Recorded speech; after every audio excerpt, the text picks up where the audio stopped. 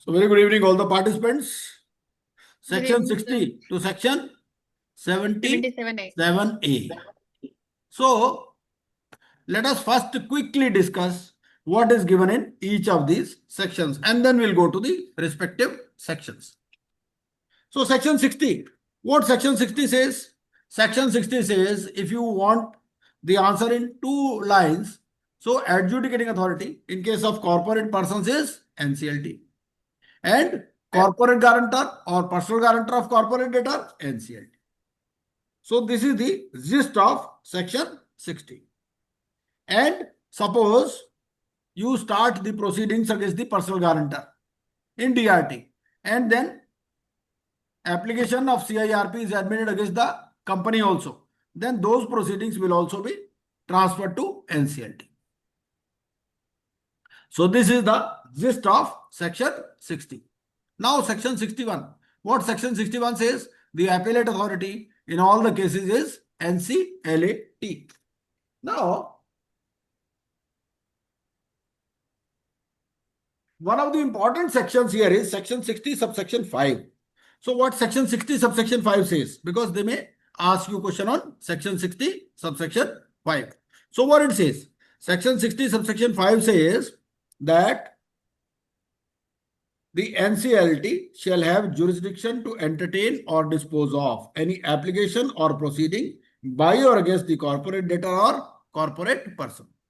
Then any claim made by or against the corporate debtor or corporate person, including claims made by or against any of its subsidiaries situated in India. And any question of priorities or any question of law or facts arising out of or in relation to insolvency resolution or liquidation proceedings of the corporate debtor or corporate person under this code. Now, section 60 subsection 5 says any question of priorities or any question of law or facts arising out of or in relation to. Now, this point arising out of or in relation to, this point was also discussed in one case law. So what I have given you, I have given you the case laws. So what you can do is you can just do some control F, arising out of. So if they ask you in which question this concept was discussed, so it was discussed in which case? Can anybody tell? SR Steel. Tata Steel BSL Limited versus Venus Recruiters. Slide number 135.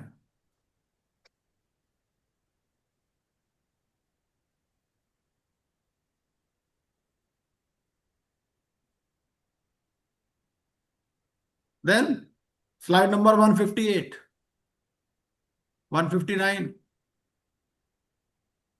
I have given an index also of this PPT. So you can make use of this PPT. Let me share that also. I think I have already shared. So if they ask you a question, yes. You have already shared, sir. Yes. So this is the PPT. So suppose they ask you a question that in which case this concept of arising out of or in relation to in section 60 subsection 5 was discussed. So what you will do? You will do control F, arising out of, and then you can find the answer. Just a minute.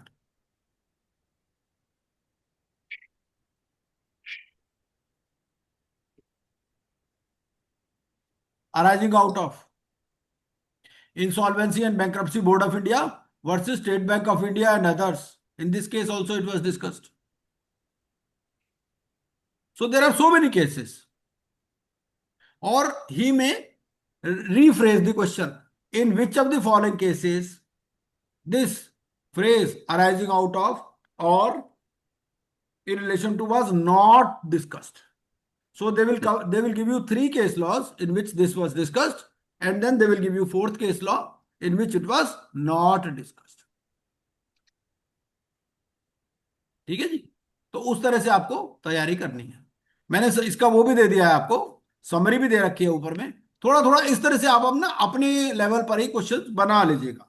Suppose किसी को question number 60 subsection 5 पर अगर question set करना होगा तो वो कैसे करेगा? वो इस तरह से कर देगा इसको. कि भैया ऐसा है, ये 4 केस लॉ है, इसमें से ये बताओ कि सेक्शन 60 सबसेक्शन 5C ये वाला पॉइंट किस में डिस्कस नहीं किया गया है। ठीक है, इस तरह से। चलिए, तो section 60, section 61 and section 62। 62 says appeal to supreme court. Now for decisions of NCLT, appeal to NCLT can be made in how many days? ये मेरी पीपीटी नजर आ रही है ना आपको? नजर आ रही है सेक्शन 60 टू 67 या नहीं? आ हाँ रही जी सर। सर। आ रही है ना? ठीक है। तो मेरा क्वेश्चन ये है कि suppose you want to appeal against the decision of NCLT in NCLT, then what is the time period involve? 30 days sir. 30 days है सर।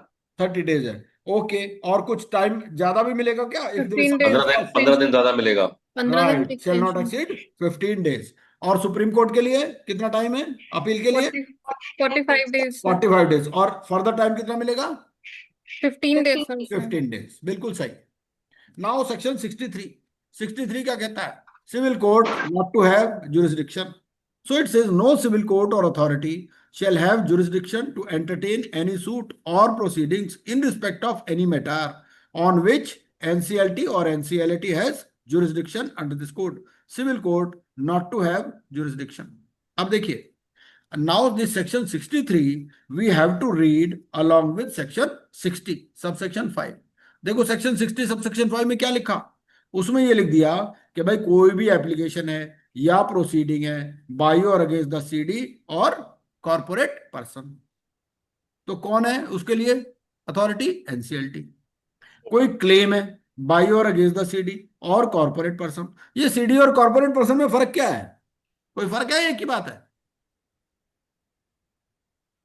हाँ जी, सीडी है, फर्क है क्या फर्क है? Sir. Corporate person includes individual also. Corporate person में individual कहां से आ जाएगा?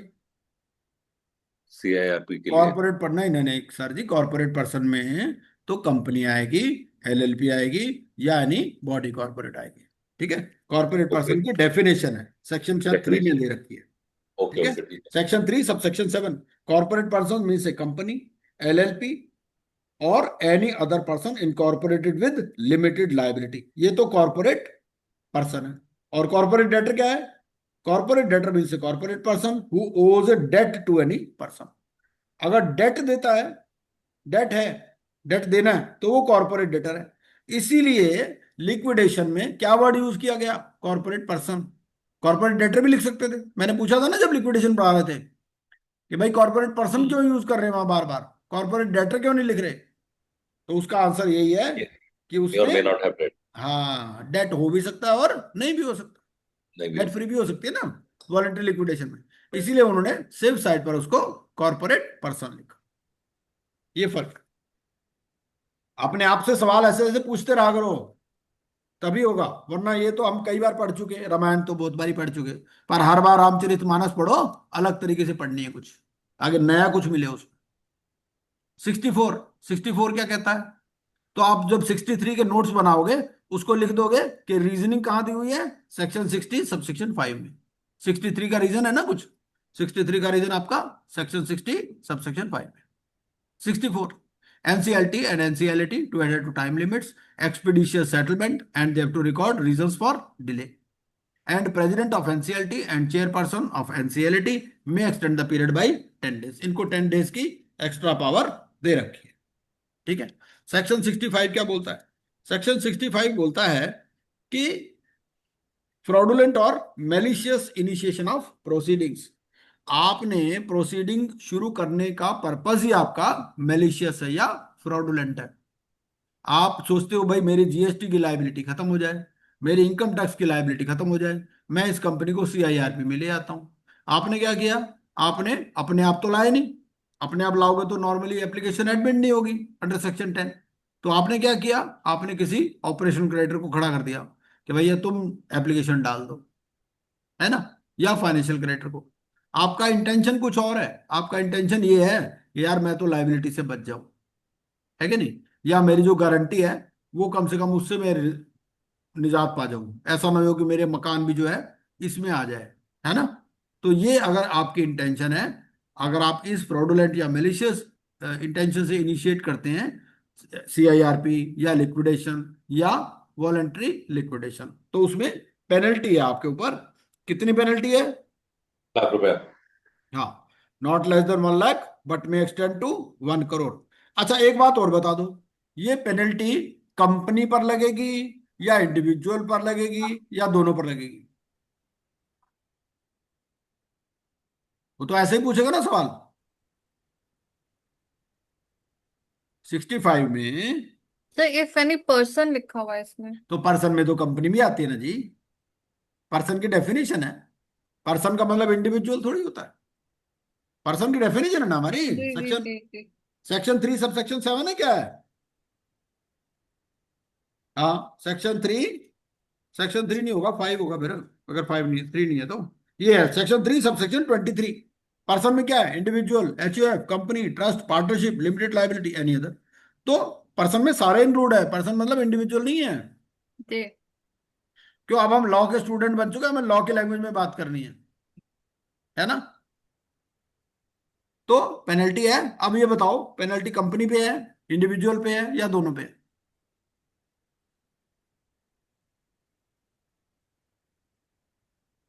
Penalty on individual, sir. Hmm On individual, sir. Sir company पे होगी ना, इंडिविजुअल से आ गया था। कंपनी पे होगी सर। भैया, सबसे पहले ये बात देखो कि वर्ड क्या लिखा है, एनी पर्सन। पर्सन मतलब पर्सन के ऊपर होगी। पर्सन कोई भी हो सकता है, जिसने इनिशिएट किया, जिसने इनिशिएट किया उसके ऊपर लगेगी। अब इनिशिएट कौन कर सकता है? कंपनी के केस में कॉर्पोरेट एप्लीकेंट भी कर सकता है ना। तो कॉर्पोरेट एप्लीकेंट अलग है, कॉर्पोरेट पर्सन अलग है, कॉर्पोरेट डेटर अलग है कि नहीं? Right, sir. So, तो जिसने इनिशिएट की उसके ऊपर लगेगी। वर्ड लिखा पर्सन, पर्सन मतलब इंडिविजुअल नहीं है, पर्सन मतलब जिसने इनिशिएट की। अब वो कौन कौन इनिशिएट कर सकता है? क्या कॉर्पोरेट एप्लीकेंट कर सकता है? द आंसर इज यस, कर सकता है ना कॉर्पोरेट एप्लीकेंट। क्यों? कॉर्पोरेट एप्लीकेंट की डेफिनेशन दे रखी है ना, हम्म। सेक्शन 5 में है। 5 में है ना, सेक्शन 5 में डेफिनेशन कॉर्पोरेट एप्लीकेंट की। तो कॉर्पोरेट एप्लीकेंट में कौन आ गया? कॉर्पोरेट डेटर भी आ गया, member partner of the corporate debtor भी आ गया, individual who is in charge of managing ये भी आ गया, ए पर्सन। तो सेक्शन 10 की एप्लीकेशन तो कॉर्पोरेट एप्लीकेंट भी लगा सकता है ना।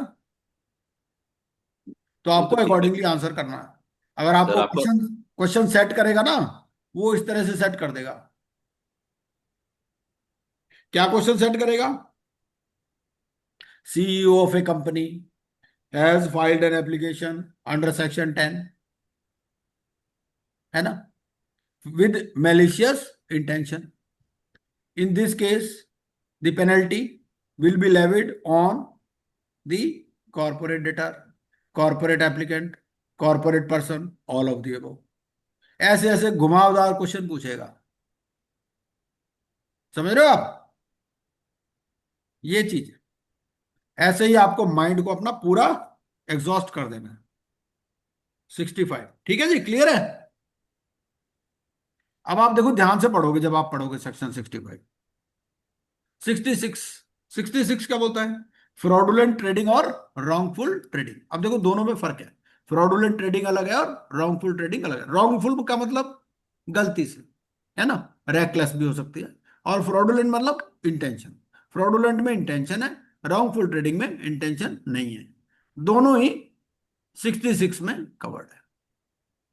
अब क्या कहता है ये? इसमें ये कहता है 66(1) और 66(2). देखो, 66(1) और 66(2) दोनों में फर्क है। अब मैं आपको 66 पर ले चलता हूं, ठीक है। पहले बेयर कोड देखते हैं एक बार। वैसे बेयर कोड आपके पास खुला ही होगा, हाँ जी, हाँ जी। तो आप 66(1) और 66(2) पढ़िए और मुझे बताइए दोनों में क्या फर्क है। The 66(1) कहता है, if during the corporate insolvency resolution process or the liquidation process, it is found that any business of the CD has been carried on with intent to defraud creditors of the corporate debtor or for any fraudulent purpose, the नहीं, मेरे को adjudicator. तो juice बता दो बस, इसमें दोनों में फर्क क्या है ये बता दो बस। वो तो सबके सामने खुला ही हुआ है, एक्ट तो खुला ही हुआ है। तो 66(1) और 66(2) में फर्क क्या है? देखो ऐसा है, कुछ फर्क है, पहले तो ये बता दो कुछ फर्क है या नहीं है, या दोनों सेम ही है? नहीं, फर्क तो है। फर्क है सर। देखो फर्क पता क्या है, पहले में क्या है, उसने किसी का नाम नहीं लिया, इट इज फाउंड। अब फाउंड तो कोई भी हो सकता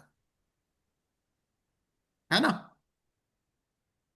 मतलब किसी के यहां सर्च हुई, रेड हुई, उसमें रेड में पकड़ा गया भाई कुछ पर्चियां हैं, है ना, कुछ बिलिंग का काम करता है, तो इट इज फाउंड, वो फाउंड में कवर हो जाएगा। If during CIRP or liquidation process it is found that any business of the corporate debtor has been carried on, तो यहाँ इंपॉर्टेंट क्या है, इट इज फाउंड। अब फाउंड कैसे होगा, मैंने एग्जांपल दे दिया आपको, सर्च सीजर, उसमें इट इज फाउंड, है ना। Any business of the corporate debtor has been carried on with intent to defraud creditors of the corporate debtor or for any fraudulent purpose. The adjudicating authority may, on the application of the RP, pass an order that any persons who will knowingly parties to the carrying on of the business in such manner shall be liable to make such contributions to the assets of the corporate debtor as it may deem fit. अब देखो responsible किसको बना रहा है, इसमें तीन चीजें हैं 66(1) में जो इंपॉर्टेंट है। पहली बात, it is a fact, it is found कि भाई आपकी इंटेंशन फ्रॉडुलेंट थी। दूसरा, एप्लीकेशन किसने लगाई है, आरपी ने। तीसरी बात क्या है कि जो भी पार्टीज इन्वॉल्व थी। अब पार्टीज इन्वॉल्व में क्या है, देखो फर्क है, यहां क्या लिखा, पार्टीज इन्वॉल्व, मतलब पार्टीज का मतलब प्रमोटर भी हो सकता है ना, पार्टी का मतलब कुछ भी हो सकता है, अकाउंटेंट भी हो सकता है, जो भी पार्टीज इन्वॉल्व थी to the carrying on of the business in such manner shall be liable. तो इनकी पर्सनल लायबिलिटी हो गई, मतलब यहां ये नहीं कि कंपनी के ऊपर लायबिलिटी आ रही है, जो जो भी पार्टीज इन्वॉल्व थी उनके ऊपर लायबिलिटी आ गई to make such contributions to the, क्योंकि पैसा तो निकाल के ले गए वो कंपनी से, है ना। भाई उन्होंने क्या किया, 66(1) का एग्जांपल क्या है, 66(1) का एग्जांपल ये है कि डायमंड ट्रेडिंग कंपनी खोली, ठीक है, डायमंड ट्रेडिंग कंपनी खोल के बोल दिया भाई डायमंड की हम ट्रेडिंग करते हैं, ट्रेडिंग के फिक्टिशियस बिल ले लिए, अपनी कंपनियां खोल ली या अपने रिश्तेदारों की खुलवा दी, उससे परचेज कर ली और उसको पेमेंट कर दी, पेमेंट करके वहां से पैसा निकाल के ले गए, है ना। ऑन अपेरेंटली तो सारी ट्रांजेक्शन चेक से ही होती है, कैश कोई नहीं निकालता कंपनियों से, है ना, इस तरह से। या आपने क्या किया, आपने अपनी कोई स्टील की, सीमेंट की, रेडी रोता कुछ भी जो रोडी होता है, रेता होता है, इस सब की कंपनियां खोल ली अलग अलग, आप बिल्डर हो, उसमें क्या किया, उसमें वहां से बिल डाल दिए और बाकी वो जो है मंगवा लिया कहीं और से, इस तरह से। तो अगर होगा तो क्या होगा, आप you will be held personally responsible, they shall be liable to make contribution. 66 second, on an application made by a RP during CIRP, the adjudicating authority may by an order direct that a director or partner of the corporate debtor as the case may be। देखो यहां पर क्या है, यहां director या partner ही है, ऊपर वाले में क्या है, जो भी नोइंगली पार्टीज, वहां डायरेक्टर पार्टनर की जरूरी नहीं है, हो सकता कोई मैनेजर भी हो, कुछ भी हो सकता है ना, जो भी नोइंगली पार्टीज थी। और दूसरे में क्या है, डायरेक्टर या partner, they shall be liable to make such contributions to the assets of the corporate debtor as it may deem fit. अच्छा एक बात और बता दो, यहां पहले वाले में लिखा CIRP और लिक्विडेशन, है ना, दूसरे में लिख दिया खाली CIRP 66(2) में। तो 66(2) में लिक्विडेशन में क्या डायरेक्टर्स को रिस्पॉन्सिबल नहीं ठहरा सकते, इसमें यह है कि लिक्विडेशन इज ऑल्सो कवर्ड। ऐसा नहीं है कि 66(2) में it will not cover liquidation cases, liquidation भी इसमें आ जाएगा, ठीक है। दैट ए डायरेक्टर और partner of the corporate debtor as the case may be shall be liable to make such contribution to the assets of the corporate debtor as it may deem fit. अच्छा, मान लीजिए कोई और application लगा दे, कोई third party application लगा दे 66 की, तो लगा सकते हैं या नहीं लगा सकते? लगा सकते हैं।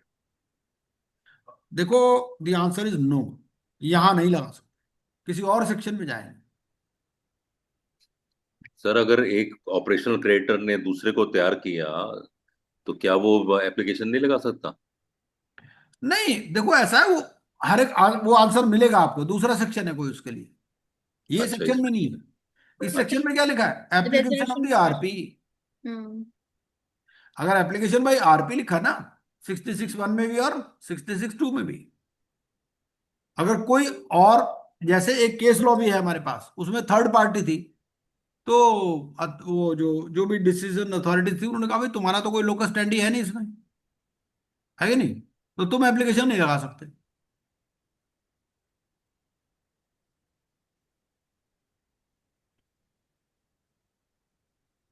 ये एक मिनट,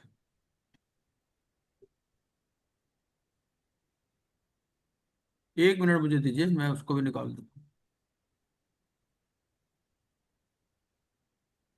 ओह,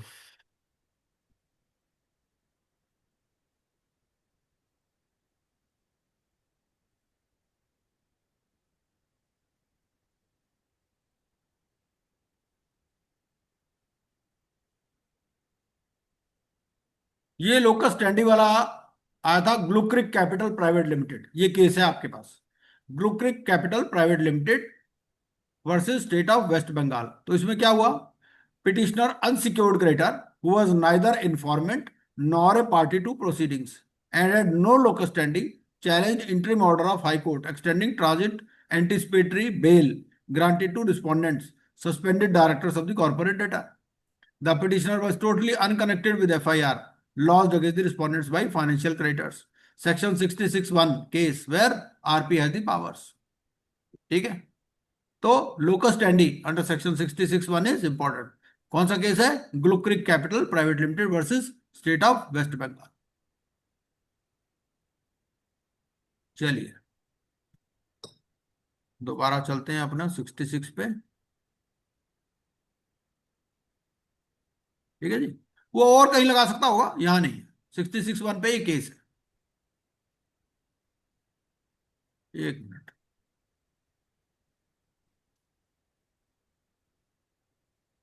चलिए, तो 1 हो गया, 2 हो गया, तो यहां पर क्या है? पर्सनल लायबिलिटी है ना, तो पर्सनल लायबिलिटी कहां पर है? यहां। पहले में कोई भी हो सकता है, डायरेक्टर पार्टनर के अलावा भी हो सकता है। सेकंड में डायरेक्टर या पार्टनर, क्योंकि जब आप एप्लीकेशन लगाते हो ना, तो आपको सेक्शन सब सेक्शन देना पड़ता है। आरपी जब एप्लीकेशन लगाएगा ऐसे नहीं लिख देगा खाली section 66, 66 sub section 1, 66 sub section 2, ऐसे क्यों? और दूसरे में क्या है? अब यहां पर एक लुक बैक पीरियड भी है, मतलब जिसको कहते हैं हम, क्या कहते हैं उसको? लुक बैक नहीं, उसको कहते हैं हम, जब सुबह या शाम होने वाली होती है, क्या कहते हैं उसको? मैं वर्ड भूल रहा हूं, चलो याद आया, कोई बात नहीं। Before the insolvency commencement date such director और पार्टनर न्यू और ought to have known that there was no reasonable prospect of avoiding the commencement of a CIRP in respect of such corporate debtor। मतलब ये है कि उसको पता था insolvency commencement date से पहले ही कि भैया ये कंपनी तो डूबी ही डूबी। क्यों? क्योंकि वो गड़बड़ कर रहा था। एक कंपनी में जब आप सारा माल निकालते जा रहे हो, फिक्टिशियस बिलिंग कर रहे हो, फिक्टिशियस परचेजेस बुक कर रहे हो, फिक्टिशियस सेल्स बुक कर रहे हो, चाहे वो अपना लोन लिमिट को रिन्यू कराने के लिए हो या कुछ भी हो, तो उसमें आपको पता ही है कि भाई डूबी डूबी आज नहीं तो कल डूबी। एंड सच डायरेक्टर और partner did not exercise due diligence in minimising the potential loss to the creditors of the corporate debtor. तो इसने ऐसा कोई काम नहीं किया। Notwithstanding anything contained in this section, no application shall be filed by a resolution professional under subsection 2 in respect of such default against which initiation of CIRP is suspended as per section 10A। ठीक है, तो वो कहता है कि भाई आप RP under subsection 2 में ना फाइल नहीं कर सकता, 66(2) में, अगर आपका सस्पेंडेड है सेक्शन 10A में, वो कोविड पीरियड वाला है, ठीक है। और ये कब माना जाएगा कि उसने ड्यू डिलिजेंस किया? ड्यू डिलिजेंस कब माना जाएगा कि भाई उसने इतना प्रिकॉशन लिया as was reasonably expected of a person carrying out the same functions as are carried out by such director or partner as the case may be in relation to the corporate debtor. तो ये हमारा section 66, ठीक है। Twilight zone, मैं word भूल गया था, Twilight zone कहते हैं इसको। ये ट्विलाइट जोन क्या होता है? ट्विलाइट जोन मतलब रात होने वाली है लेकिन उससे पहले संध्या का टाइम है, तो ये वो टाइम है, डूबने से पहले उसको पता चल जाता है, इसको कहते हैं ट्विलाइट जोन, ठीक है। 67 क्या कहता है? Proceedings under section 66। अब 66 में तो बता दिया लायबिलिटी किसकी रहेगी, और यहां ये कहेगा 67 में कह रहा है कि where the adjudicating authority has passed an order under subsection 1 और subsection 2 of section 66 as the case may be, it may give such further directions as it may deem appropriate for giving effect to the order and in particular. देखो उसमें तो general बता दिया, उसमें क्या बता दिया 66 में कि भाई जो भी नोइंगली पार्टीज इन्वॉल्व है दे शैल बी हेल्ड लायबल, 66(1) में, और 66(2) में डायरेक्टर या पार्टनर, ठीक है। 67 में और बता दिया डिटेल में क्या क्या करेंगे। पहला, provide for the liability of any person under the order to be a charge on any debt और obligation due from the corporate debtor to him or on any mortgage or charge or any interest in a mortgage or charge on assets of the corporate debtor held by or vested in him or any person on his behalf or any person claiming as assignee from or through the person liable or any person acting on his behalf। मतलब ये कि वो जो liability company ने देनी थी अब वो ये देगा, ठीक है, क्योंकि गड़बड़ की है, ये मतलब है इसका, ठीक है। दूसरा, from time to time making such further directions as may be necessary for enforcing any charge imposed under this section। और अगर कोई चार्ज क्रिएट कर दिया उसके फेवर में तो फिर उसके एनफोर्समेंट के लिए जो भी काम करने होंगे वो करें। मतलब क्या, अब वो उसकी पर्सनल लायबिलिटी आ गई ना, पर्सनल लायबिलिटी आ गई तो उसकी इंसॉल्वेंसी भी स्टार्ट हो जाएगी, ये मतलब। For the purpose of this section, assignee includes a person to whom or in whose favor, by the directions of the person held liable under clause A, the debt, obligation, mortgage or charge was created, issued or transferred, or the interest created, but does not include an assignee for valuable consideration given in good faith and without notice of any of the grounds on which the directions have been made। मतलब अगर उसने valuable consideration दे करके assignment हुआ है ना, in good faith, और उसको नहीं पता था कि ये सब ग्राउंड्स का, तो फिर उसके ऊपर लायबिलिटी नहीं आएगी, मतलब ये।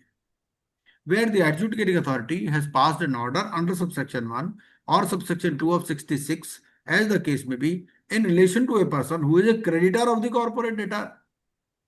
मतलब ये बंदा क्रेडिटर भी था कॉर्पोरेट डेटर का, ठीक है।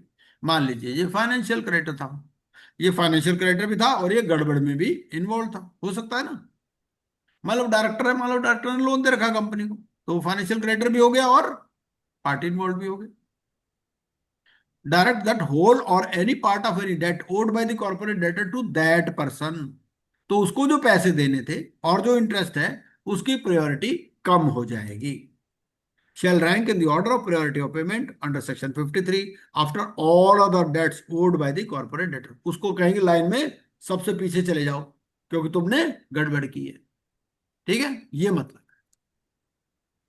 67A, 67A कोई खास बात नहीं है, वही है, इसमें सिर्फ प्री पैक आया था तो इसलिए प्री पैक के लिए अलग डाल दिया। 67 में प्री पैक का जिक्र नहीं था, है ना। On and after the pre pack date where an officer of the corporate debtor, यहाँ officer of the CD आ गया, manages its affairs with the intent to defraud creditors of the corporate debtor or for any fraudulent purpose, the adjudicating authority may, on an application by the RP, pass an order imposing upon any such officer a penalty which shall not be less than 1 lakh rupees but may extend to 1 crore। तो ये हमारा 67A है, ठीक है। आगे चलते हैं। अब ऑफेंसेस एंड पेनल्टीज आ गए, सेक्शन 68। अब देखो ये जो पेनल्टी वाले सेक्शन है ना, इसमें इसको पढ़ने के दो तरीके हैं, ठीक है। एक तो हम यहां से पढ़ लें, एक फिर ये है कि हम इसको चार्ट से पढ़ लें। तो हम ऐसा करते हैं, इसको चार्ट से पढ़ते हैं, उसके बाद में फिर अगर जरूरत पड़ेगी तो यहां हम इन सेक्शंस पर भी आ जाएंगे।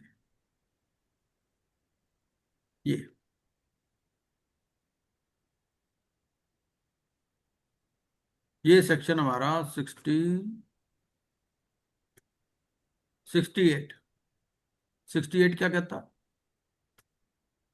68 कहता है punishment for concealment of property.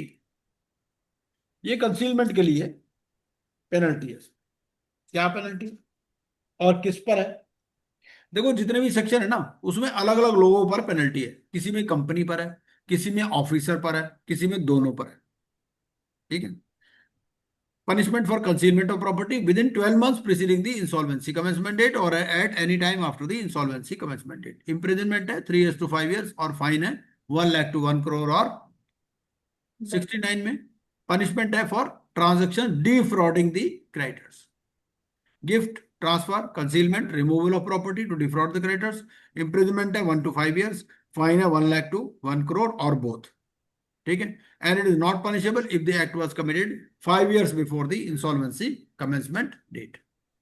Section 70 क्या कहता है? सेक्शन 70 कहता है ऑन और after the insolvency commencement date the officer of the CD does not disclose details of the property.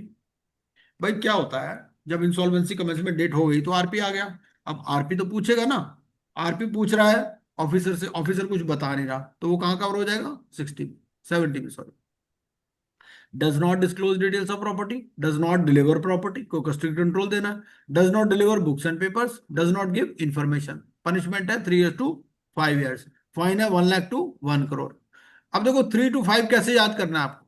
3 to 5 को याद करके 3 5 कर सकते हो, और 1 लाख to 1 crore 1 1, तो 3 5 1 1 ऐसे याद कर सकते हो कि सेक्शन 70 क्या है? 3 5 1 1। सेक्शन 71 और लेसर पनिशमेंट है फॉर आईपी। तो आईपी के लिए इंप्रिजमेंट अप टू 6 months और फाइन है 1 लाख to 5 lakh और बोथ। 71 क्या है? Punishment for falsification of books of the corporate data, ठीक है। तो on and after the insolvency commencement date 3 years to 5 years, 1 lakh to 1 crore और बोथ। 72 है punishment for wilful and material omissions bye officer. तो इसमें आपकी इंप्रिजमेंट है 3 years to 5 years और फाइन है 1 लाख to 1 crore और बोथ। 73 क्या है? 73 कहता है कि where an officer of the city, तो 73 में ऑफिसर ऑफ द सिटी के ऊपर है। पनिशमेंट है for false representation to creditors whether before और after the insolvency commencement date, 3 years to 5 years imprisonment, 1 lakh to 1 crore और बोथ, ठीक है। तो आप इसको याद कर सकते हो 3511 इस तरह से। 74 punishment for contravention of moratorium और द रेजोल्यूशन प्लान। अब सेक्शन 74 में तीनों के बारे में है कि कॉन्ट्रावेंशन किया किसने। कॉन्ट्रावेंशन अगर डेटर ने किया है या ऑफिसर ने किया है। डेटर या ऑफिसर कैसे कॉन्ट्रावेंशन करेगा? कोई एग्जांपल दे सकते हैं? Can you give me an example कि how the corporate debtor will contravene section 14?